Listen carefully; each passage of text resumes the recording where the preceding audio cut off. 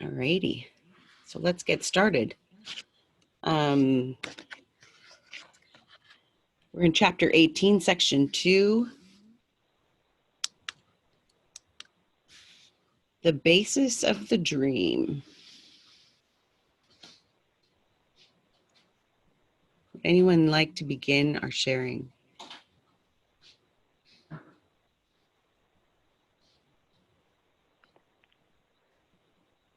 Go ahead, Dawn. So I find the opening of this interesting. As some of you know, we have a new puppy. He's mostly adorable. He's 9 weeks old, and he does this, all of a sudden he turns into Cujo.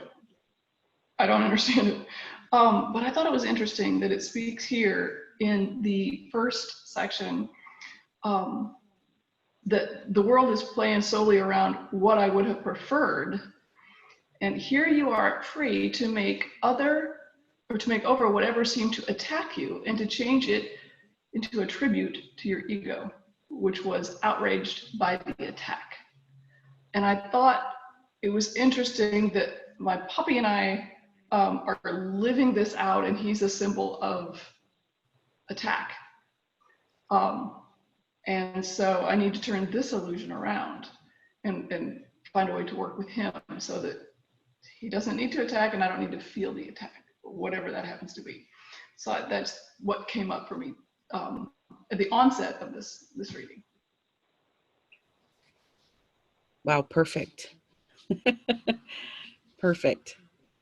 I'm so grateful that you can apply that experience to what we're reading.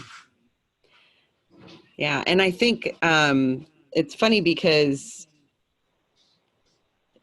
in paragraph 4, I put the, like the face on the screen, like, ah, because where he says dreams are perpetual temper tantrums in which you literally scream, I want this.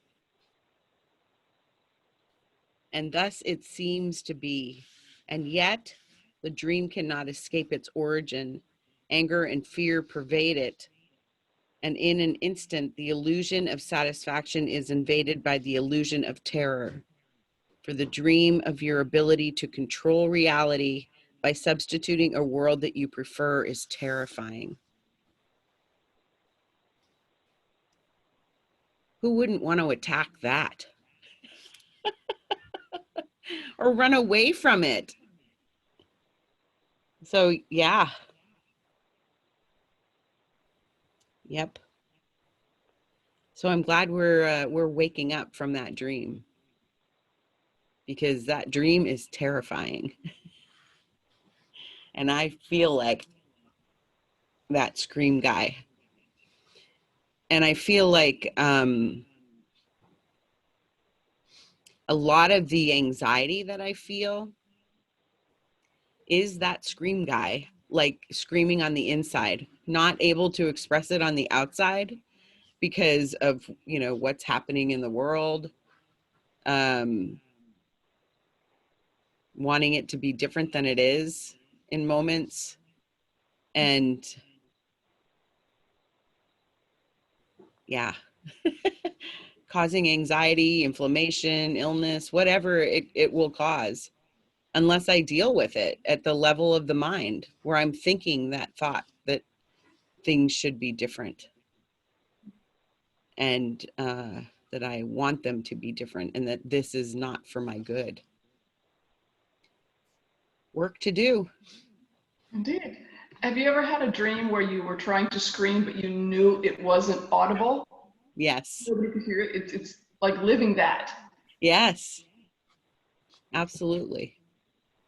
Been doing some throat chakra work to help with that. Yeah. Who else has something to share, to add to the conversation? Phil, go ahead. Hi, everyone. And thank you, Dawn, for starting us on this. And Linda, you following the para 4, because I too had highlighted the paragraph 4.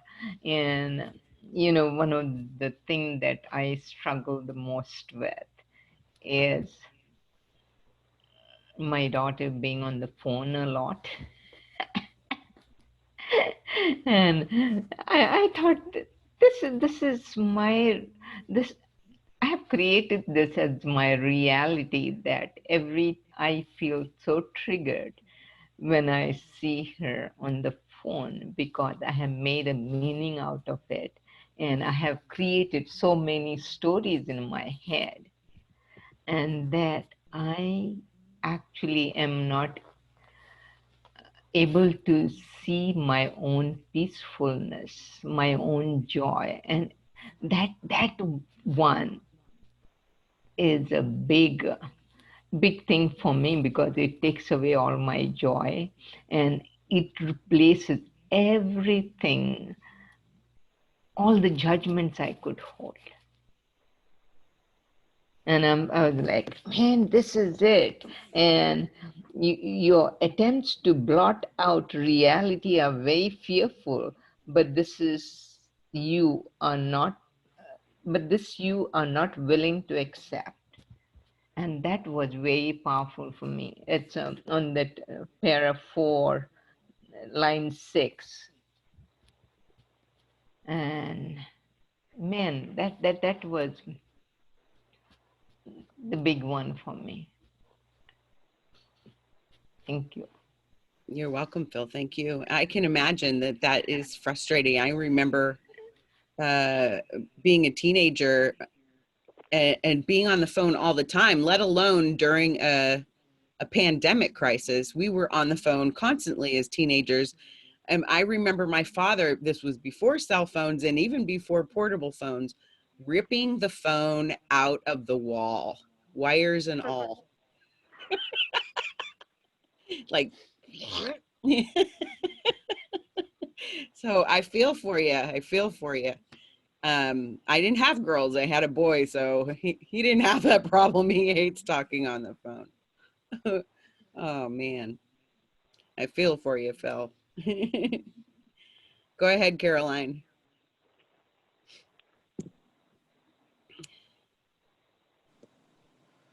Oh, hello, Linda. Hi, everybody. Can you hear me? Yes. Oh, hi. It's good to see you all and see you, Linda, and hear your voices. I haven't been back for a while, but I didn't do the reading. I'm just listening to what everybody said, because I just didn't have a chance, but I knew that I wanted to join you this morning, so I've been rushing around this morning trying to get here on time. I've been kind of in a spot where a lot of emotions have been coming up, and feelings and issues, and I've gone into depression, in and out of depression, but a depression that's dark, and I'm not like that. I'm a very positive person, and it's kind of scary.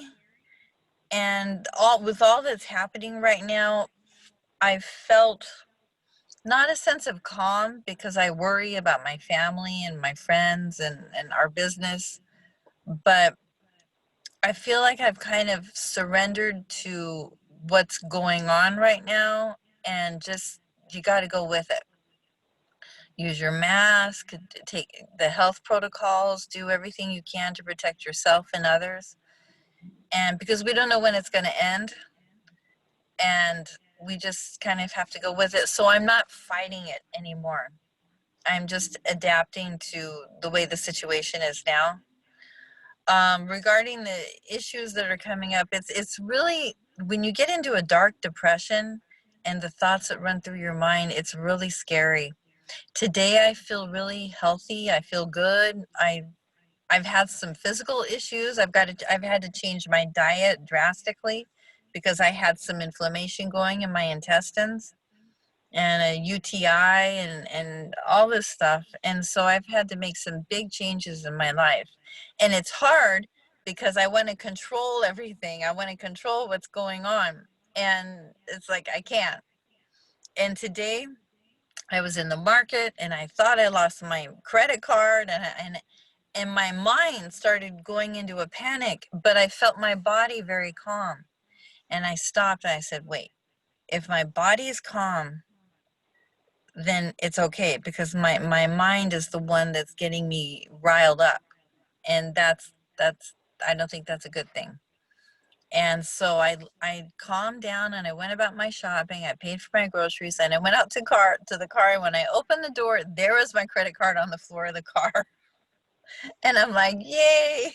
I was so happy. And the other thing is, I'll make it really quick. The other thing is, I've been journaling for years and years. And for many years, maybe 3 years or so, when I'm writing in my journal, suddenly my hand starts to write by itself. And it's scary because, I mean, it actually writes words. And it's scary because I don't know if I'm supposed to do that or not. I was told by someone that you're not supposed to do that, that it's not right for me personally to do that. I don't know, maybe something in another life or something. I don't know what it is. But so I rip the pages out and I throw them away and I don't keep going on with it. But things are happening and changing, and it's kind of scary and a little weird, but I'm just trying to go with it and be as positive as possible. I know that was a mouthful. And I also want to thank Sally Stolman, because she's the one who reached out to me and she said, hey Caroline, where are you? We miss you. And so she's really inspired me to come back and join the session with you all. And I'm really glad that I did. And so thank you, Sally, if you're there. And that's all. Thank you, Caroline. I get the whole, the inflammation thing. To me, the inflammation, the bodily inflammation is not acknowledging the fears, the anxieties, the depression, and not being able to express them in healthy ways. Mm-hmm. I mean, I am changing my diet and stuff too. Yeah. Yeah. You know, and trying to do what I can, what I know physically that I can do. But the work on the mind and the acknowledging of those parts of you that are frightened or depressed or wanting to scream or whatever, just Yeah. acknowledging those parts is Well, really the other day I did scream. I just let it out. As crazy as it sounded, I got in my car and just went nuts. And it felt so good to release it. And I felt nuts, but you know, what can you do? The other thing is, I've been hearing about a lot of people who are having anxiety and stress, and they're going to psychiatrists. yeah, And this one lady, she's got 4 kids and they're all at home and she's trying to do homeschool. And you know, fortunately for me, me and my family were okay, you know, for a while. yeah, But I know that there's other families out there that are really having a hard time, and I feel this empathy for them. I feel like, gosh, you know, it must be so hard, and you know, it's like I want to do something, but there's not really much I can do yeah, except prayer. yes, But yeah, it's affecting so many people in so many ways on deep levels and in economically. yeah, It's really yeah, heavy stuff. yep. Hmm. That's being the light that you were meant to be is the best thing that you can do, is the best thing that you can do. I mean, that's what I'm seeing. I know that there are people that are called to action. I'm not one of those people. My work is to keep myself as centered as I can so that I can be that the spotlight, the lighthouse for my family, for my friends, for my community. Yeah. I don't know. I disagree. I think you are called to action. You're here, right? Well, Exactly, that's yeah. exactly right. Yes, thank you, Carla. Yeah, I guess action in the outside world according to what my ego self determines action would be. Well, Carla, Linda, that's why you're here, and Right. everybody, that's why we're here, because we want to work on ourselves and Yep. do something that we can to help our families. I mean, Yeah. our loved ones. I mean, we're not going to solve the world's problems, but it's a start with ourselves, and Yeah. it's contagious. It floods out into our families. Like with my husband, I've changed the way I've thought about certain things, and our relationship is much, much better. I mean, Yeah. it's in like a 360-degree turn. Wow. And That's great. I'm really thrilled about that, and he's very happy. And yeah, so I was going to say something else, but I forgot. Oh, well. Yeah. And I had a thought too about the writing. Oh, that was it. That was I it. would Go ahead. take it to spirit, because it may have a message for you. Ask your higher Holy Spirit self if this is something that will be helpful for you. Okay. What I was thinking to do was to say a super, super duper prayer Yes. and ask and see if that's the right thing for me. And if not, fine. No problem. No ego. Fine. Okay.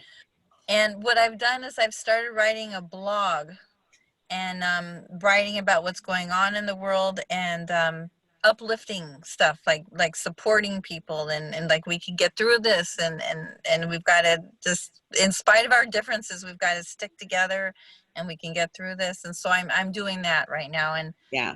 because I like to write. So Yeah. Well, thank you, Caroline, for coming back and for being that light in your family and your community, and here with us. thank you. I'm sorry I took up so much time. No, you're fine. Leslie, then Amanda, and then Carla.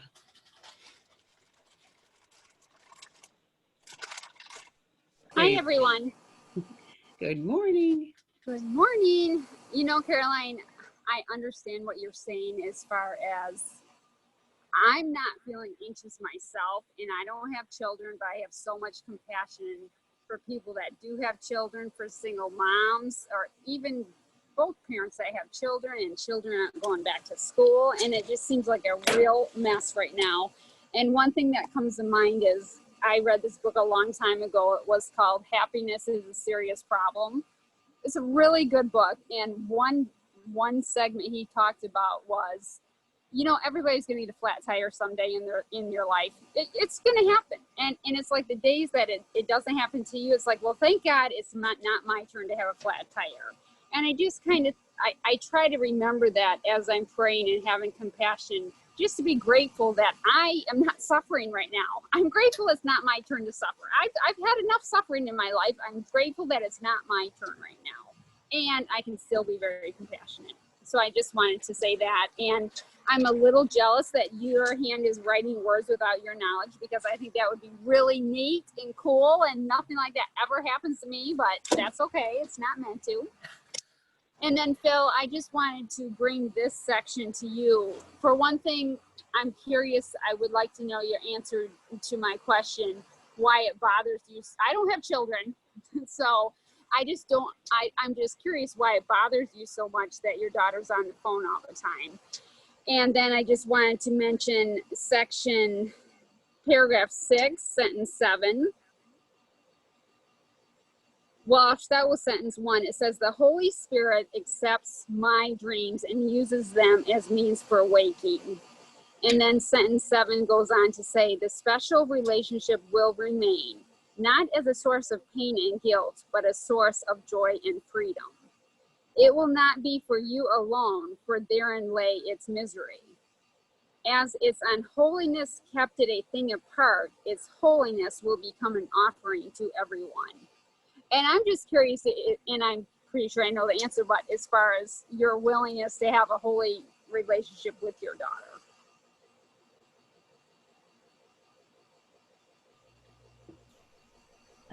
Thanks for asking, Leslie. It bothers me because I have, as I mentioned, I have made a meaning out of the whole thing.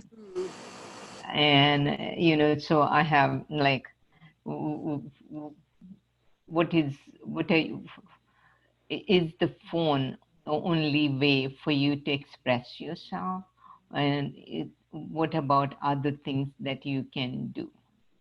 And that is where I am. I'm like, you have books, you could do painting, you could do so many other creative things. Is the phone only way? And just considering her eyesight, I'm like, you need to take care of your eyes. I can take care of it.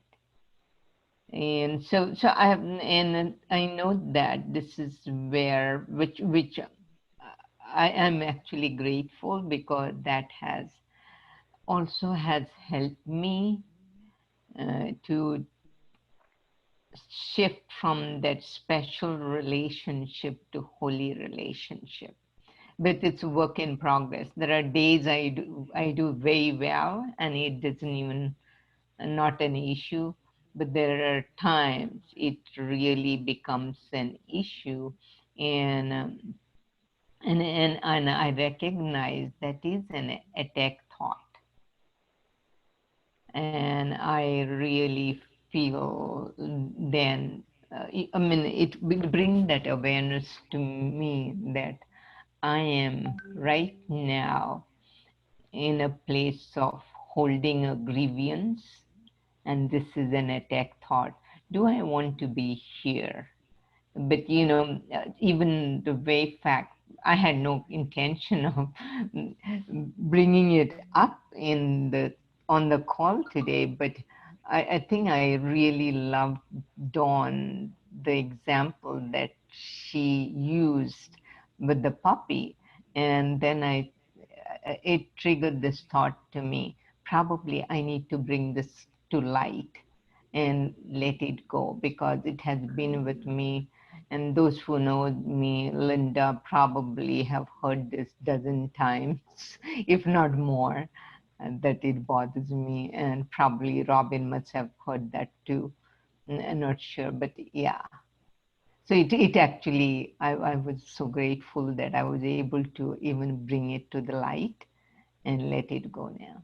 Yeah. It would just be so interesting to see if you're willing or able just to stop judging it, if it changes or if it doesn't. But I think that's awesome that it sounds to me, and I don't know your history, and that's fine.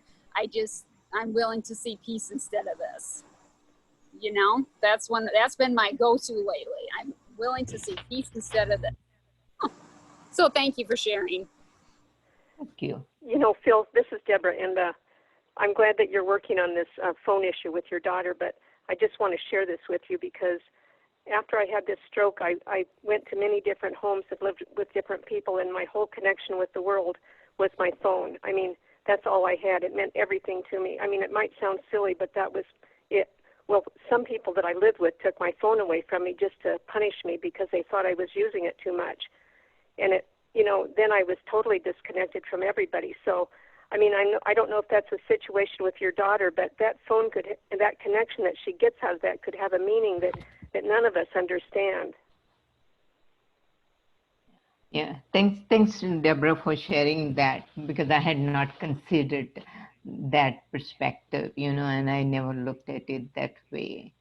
I guess, yeah, thank you. You're welcome. Yeah, thank you all. Amanda. Hi, everyone. Wow. Who knew? I just love this Tuesday class. Thank you, Linda. You're the best for bringing this to us. And it's funny that you mentioned that, and then everybody was like, no, about you thinking, that you don't, you're not an action person, or, you don't bring action. But, this is so a special thing for me, and I think all of us that return again and again, and that action that you take is really important to me. So and oh my gosh, I just related to everybody, and I wanted to say to Caroline first that I cannot tell you how happy I am to see your face. I had a dream about you the other night, and here we are with this whole basis of dreams, basis of the dream. I dreamt about you, and I don't really know exactly, I can't tell you exactly what was in my dream, but when I woke up, um, you were on my mind first thing. And I was, I was like, I had, like I realized you were in my dreams, or, you were just woven in there. I don't even remember really what the dreams were, but I woke up and I thought, I gotta reach out to Caroline. I gotta reach out to Caroline. I don't know where she is. I haven't seen her. Like, I realized I hadn't seen you in a while. And I'm so glad that Sal reached out to you and that you are here. I don't know. It was just such a, yeah, I can't, I just like, I almost cried when you popped up and there you were. I was just like, oh my gosh, there's Caroline. I was just like thinking of you so much, and I just wondered how you were, and so I'm really happy to see you. So oops, I don't know what just happened. And so yeah, thank you for talking and coming into our dream, our waking dream. So um I the reading was a little tough for me. I don't know why, but I I don't know. Sometimes I just didn't understand what was going on, and I have to let go and let go of. Sometimes I just have to let go of that. But then I'm getting more clarity as I hear people talk about it.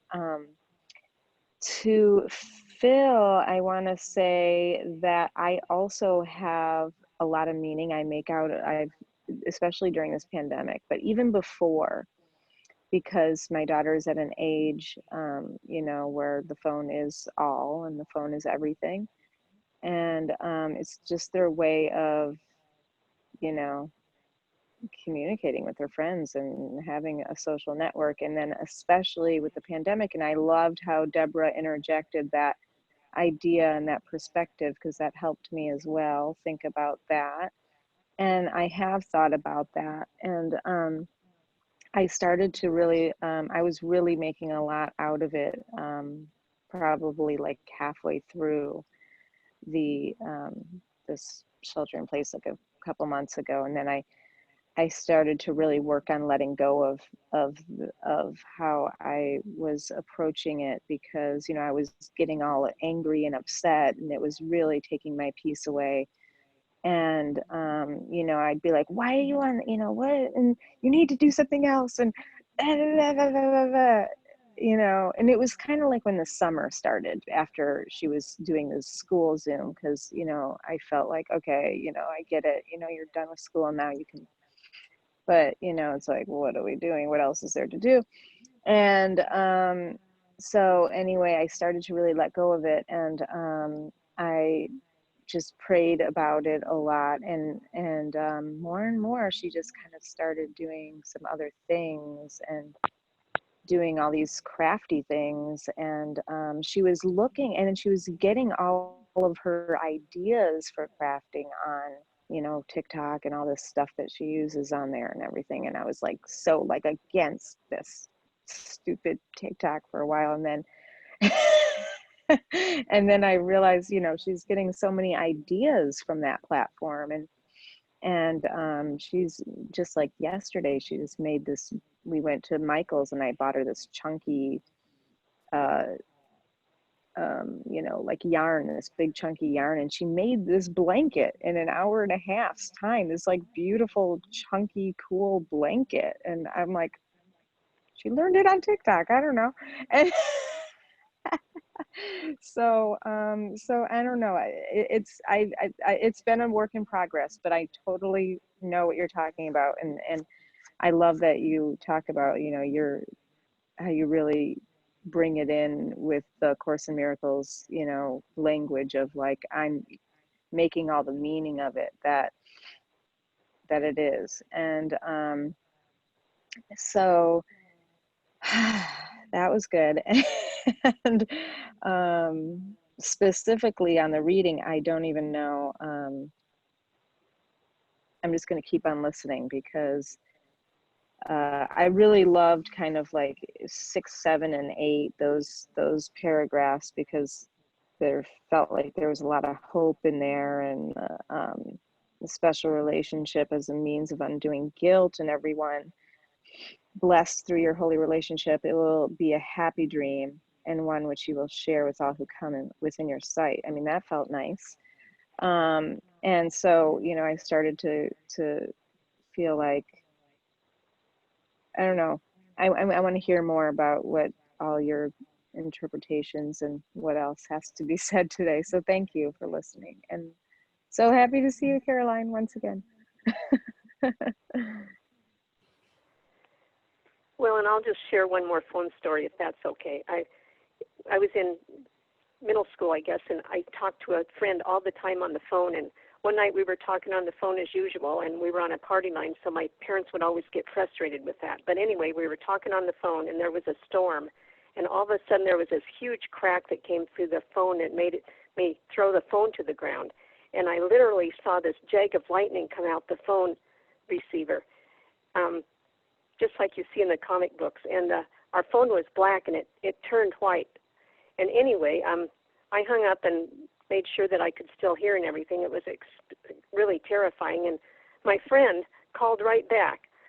She wanted to talk some more. And lightning had come through her phone too, but that didn't deter her. I mean, that's how strong that pull can be. I mean, here lightning came through and almost went through our heads, and she wanted to talk again. Yep. That sounds about right. Oh, wow. Thanks, Deborah. Yep, I think we're crazy at that age. We really are. Carla, and then Mary Rose.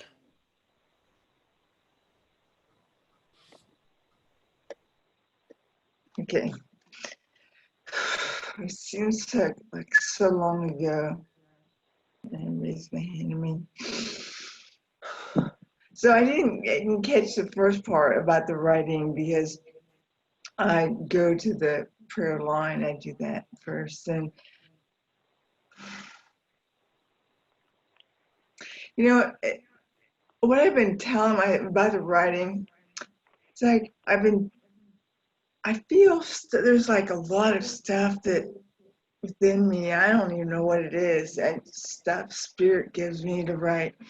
And I know it comes out in my poems, and I tell myself that I don't have very good memory, long memory, that I can only do something short. And yeah, I don't know. So maybe this is a practice right now that I'm going to advertise something. Because I have like 34 followers. I rarely go above 34. It goes down to 33 and goes up to 34 and down to 33, down 30. Because I think, you know, some people want to connect in a different way than what I'm interested in. But then I'm a post on Instagram. If you friend me, I think Linda is friending me.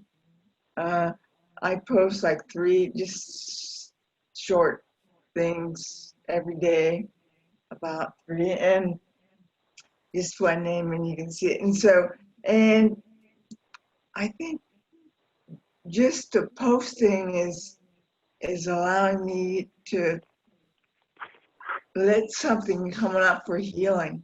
You know, that's what everything is. This world is going through incredible healing. It looks like a pandemic, but it's something different every generation. World War II, Vietnam War, you know, the riots, different things. And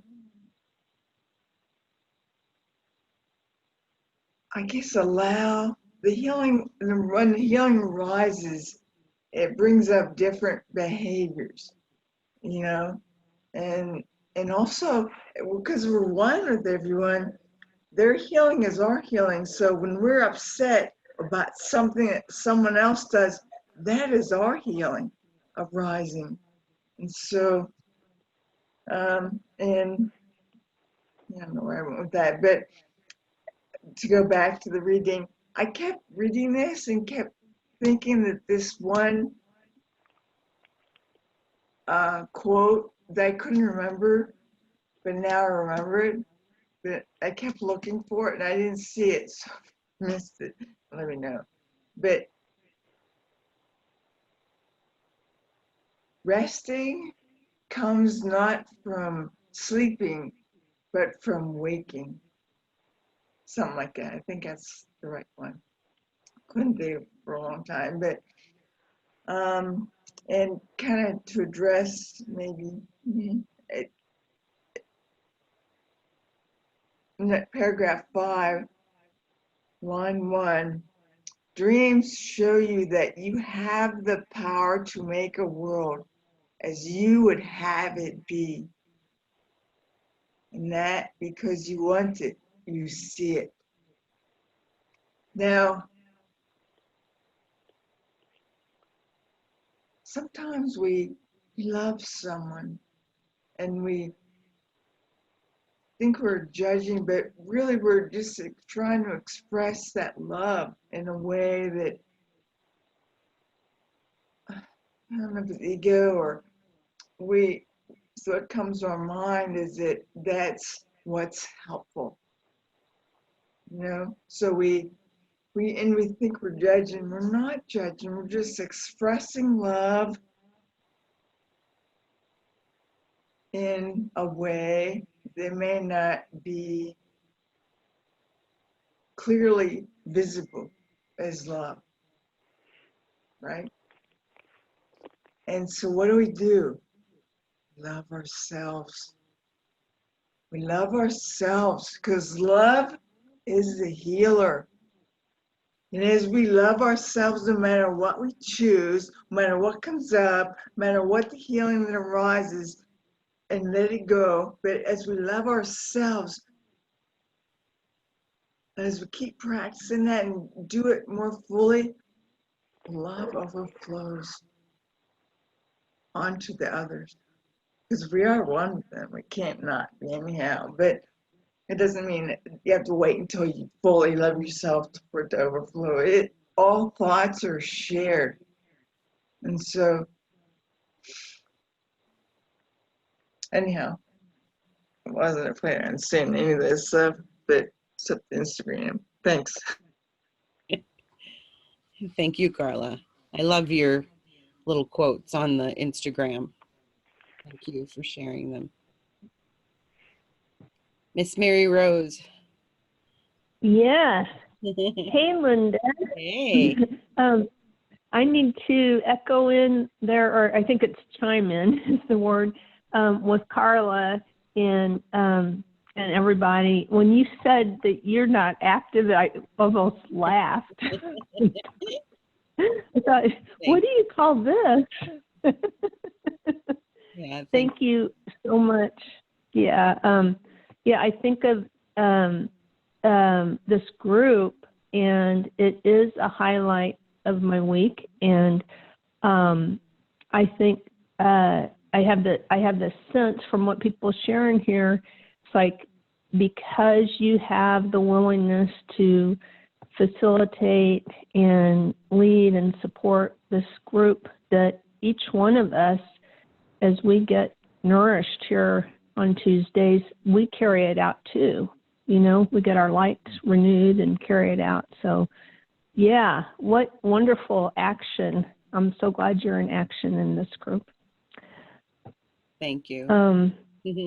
Yeah, you are so welcome. And and the people in this group, I really do love hear you all sharing your love and wisdom and challenges and growing to challenges. It's just, it's so good, so nurturing.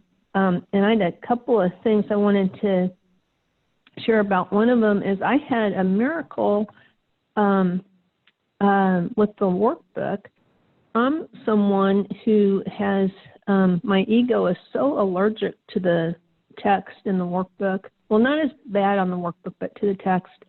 And so I completed the workbook years ago when I was in a group and had dipped into it occasionally now and then over the years on my own, but never stuck with it.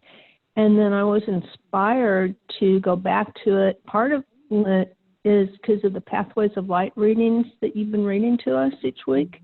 Yes. Yeah, I finally went there and started reading those and thought, okay, I can do the workbook again, because if my ego can't, cooperate to let me read the day's lessons, I'll come to this page and read what they have to say, or, at least read part of it here.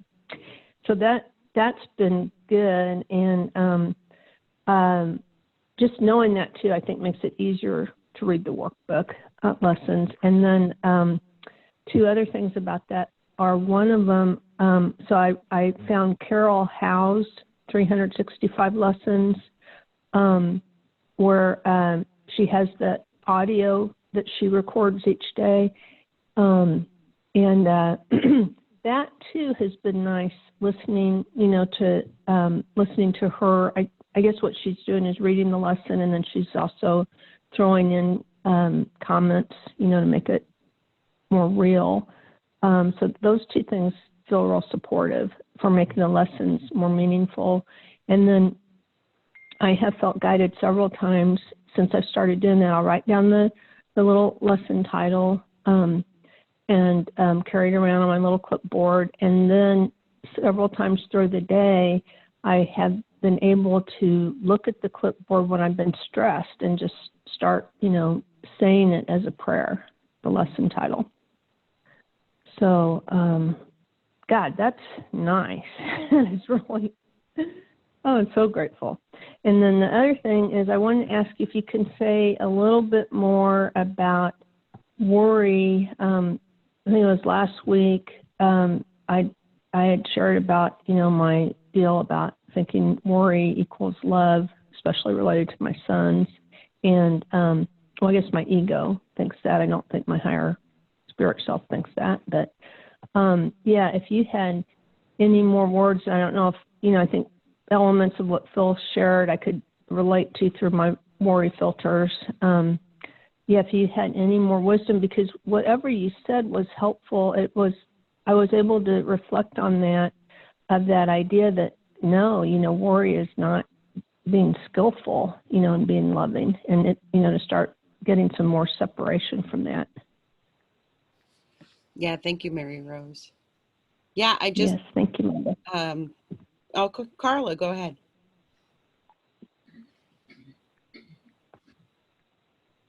Nope, you're still muted, honey. There you go. I was just gonna share a post that I wrote some time ago on July 31st about worry, and it's just a one. Worry is affirming a belief in a power that is working against you, and there is no power working against you except what we believe in our thoughts.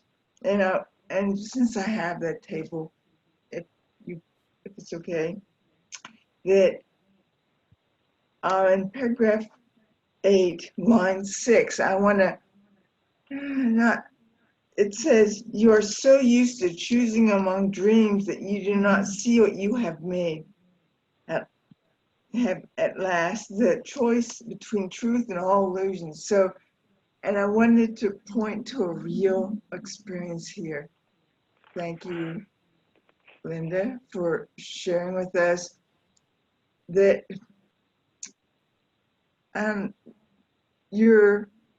it's not your sense, it's the ego's voice in your head telling you that you're not being as active, or you're not a go-getter, you're not a leader, or whatever it freaking tells you. Then this is exactly true.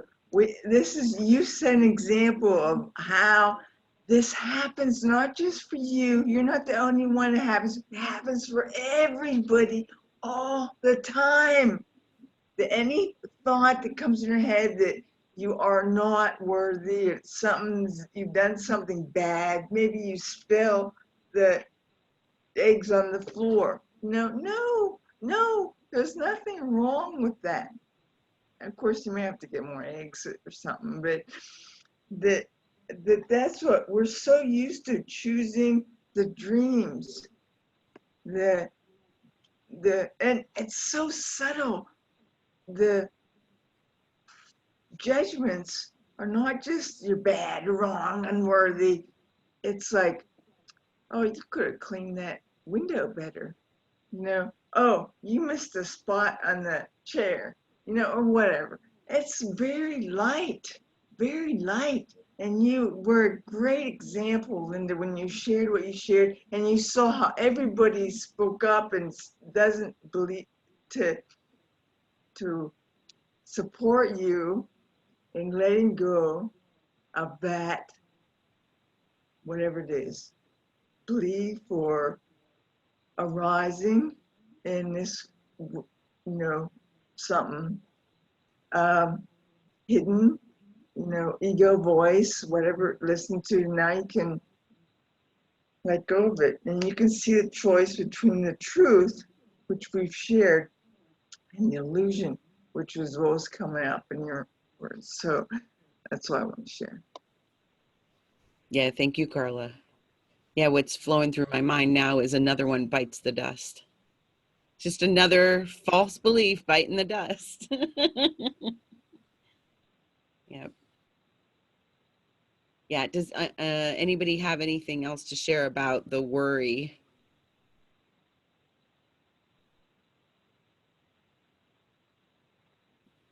So just to clarify, and I have to admit I didn't do the reading for this week because I read the wrong section. But anyway, is Carla basically saying that this little voice that we always have, that we didn't do this well enough, or you did that, or you screwed up, is that the ego talking to us? Is that what we're saying, that subtle voice? Yes. Not always subtle. Yes, absolutely. Go ahead, Carla. It's anything but love. I mean, when I first recognized spirit, it just suggests, it just offers. It doesn't tell you anything. It just says something like, I remember the first time it was like, well, going to buy butter and milk. But was when the squirrels had built the nest on my porch roof, and I'm like, yeah, I'm not having them on my porch roof. They're clattering across the glass and whatever. Ego was very active then. And I remember this voice said, there could be babies up there. It wasn't telling me. I'm like, I don't care, I want that gone. And then I pulled out the branches, and there was 2 babies. And I freaked the F out of them, and was so freaked out that it was dangling off the roof, and it never moved. And like, I had to get someone to help me because I couldn't climb it. I didn't want to touch it. My own fear of rats was active. And he gently put it in, and that's when I recognized how spirit is. That it just offers, maybe you want to be quiet, or maybe, is that what you really want to say? Or it's so gentle. It doesn't tell you stuff. And that's worry.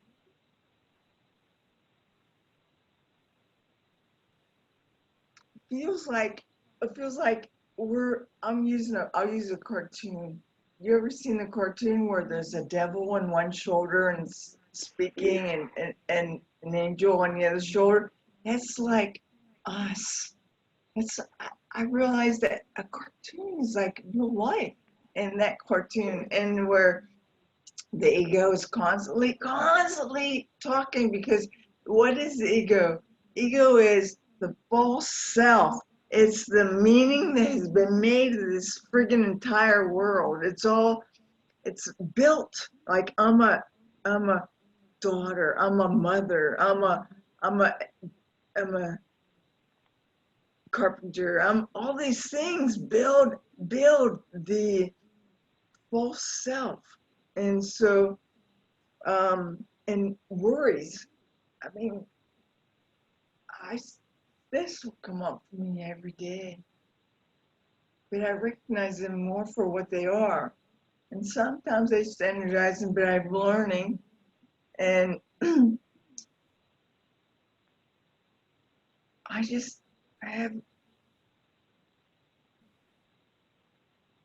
can't explain it. Words don't even come close to describing it, but I trust so deeply, so deeply. If we're worried about something, we're saying that God isn't here. God isn't real. God doesn't have a handle on this. We're just affirming something that isn't true, and then we're using our God power, the divine power, or whatever that we are, in that affirmation and that belief. So, yeah, I'm gonna go on, but I get distracted. That's easily distracted. But that's what I'm gonna say. Thanks, Carla. And there's your ego voice saying you're easily distracted. Oh man, yeah. Because you go so deep. Yeah. Thank you for that. Did Melissa have her hand up? Go ahead, Melissa. Yes. Thank you for everyone for sharing. I just wanted to add to the worry. I remember seeing a meme that said worry is a waste of imagination. And I really liked that because I think a lot of times for myself, I use my imagination to like create this fear and, you know, these meanings of things. And it's really nice to know that you can do the opposite. You know, imagine something more beautiful. I will say with the reading, it was a little challenging to get through, because for me personally, I think a lot of my dreams, usually when I have like a lot of anxiety, it shows up in a dream, or something that I think that isn't affecting me. It'll show up in a dream and I'm like, oh, that's more serious than I thought it was. So it was just, I'm still kind of processing the reading and understanding just how the dreams, like how our waking reality is. But I did find that paragraph 7 was really feel good for me. I think it just made me reconsider and think about the positives. And also like it spoke to something that I think has been on my mind as far as like not focusing on myself and trying to think like, how do I help others as well as I'm helping myself, and not really giving myself the focus to do that. And so the lines, I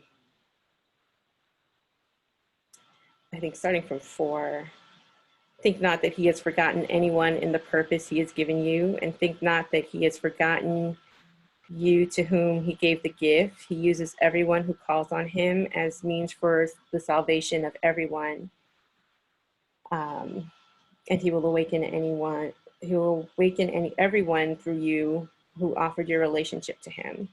So that's just something that resonated with me, and it felt really good to frame it in that way. Thanks.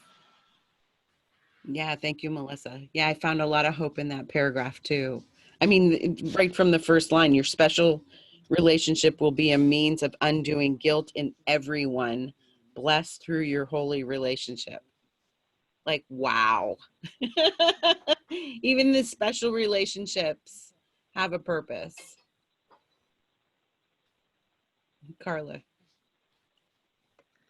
You know, it's one of my posts. I don't know. I have 138 of them. So it's like and this is what true by the holy relationship and the special relationship, that every relationship is a holy relationship. It depends on where they are. The other side of the as to where they are on the spectrum. They're somewhere on the spectrum because we're all holy. We're holy as holy can be, and so how is it possible to have an unholy? I mean, it could be special, but every relationship is a holy relationship. And then the second part of that is, if I can remember, and how you respond to the appearance of the relationship, the appearance of the actions or whatever, it defines how you are, where you are on the spectrum of the holy relationship. So we're all joined with our brothers and sisters. Our brothers and sisters are our salvation. Their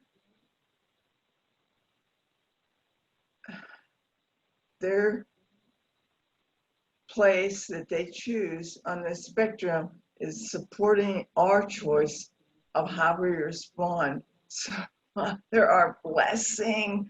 So that's all I want to say. Thanks.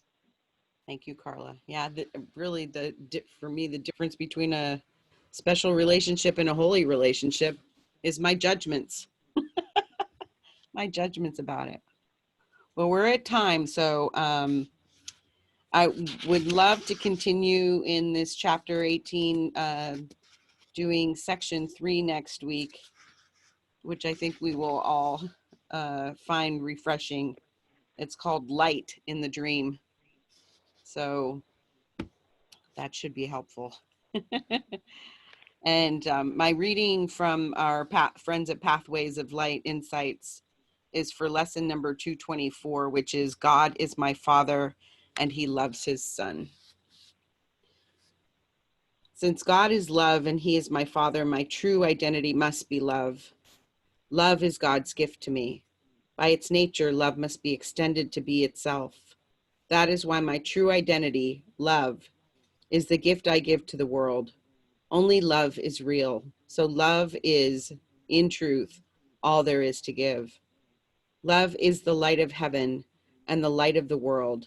My job is to see that light of love in everyone, everywhere, all the time.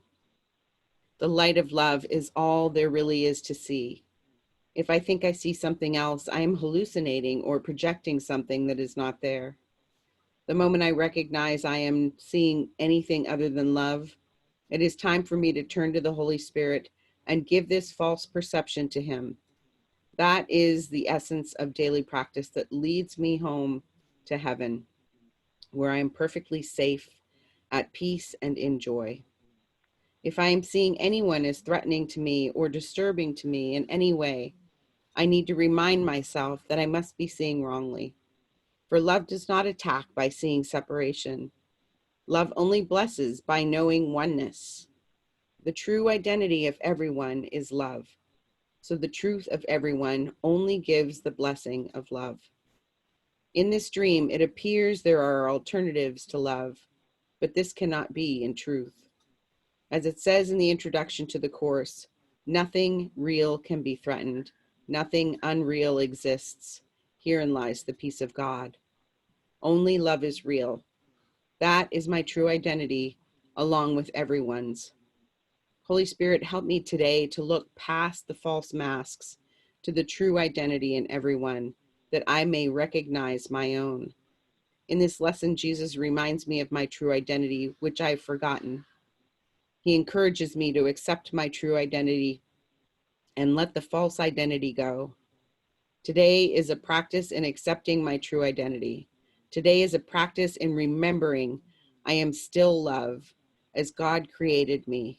Today is a day of practice in not making the false identity, a body with a separate mind, real. Today is a day of practice in being willing to watch the thoughts I am believing in, and if it does not reflect my true identity, to take it to the Holy Spirit to be undone. Today is a day of accepting my source instead of rejecting it. God is my source. God is love, and therefore love is my source. I am an extension of love, and so I cannot be anything other than love. Anything else is a hallucination. Holy Spirit, help me to rest in the remembrance that I am only love. Let me be willing to remember the truth. Let me be willing to remember love, and that only love is real. This is a good lesson for me today. Yesterday, someone offered me some guilt, and I accepted it. The guilt made me feel like a bad person. If I feel guilty, obviously it is because I did something wrong. Since there is nothing I can do to fix the situation, I started feeling anxious and frustrated. This is such a typical ego maneuver, putting me in a box where there seems to be no way out. Thank God I know now that I can take this to Holy Spirit and ask him for a different way to see it. When I allow my mind to get so cluttered with these ego thoughts of guilt, fear, and blame that I can't see past them, I completely lose sight of the fact that there could be another way to see it. If instead I can focus on truth like today's lesson, God is my Father and he loves his Son, then I can relax and let Holy Spirit guide me out of the scary place I put myself. I look back at it from the safety of God's love, and I laugh that I was frightened by something so insubstantial.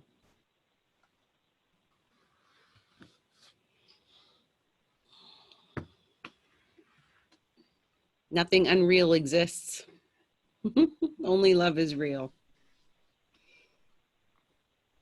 Thank you so much. I love you all. Thanks, Linda. Thank you. Thank you. Thank you, Linda. Thank Thank you. you, everyone. Thank you, everyone. See you next week. Bye-bye. Bye. Bye. Bye.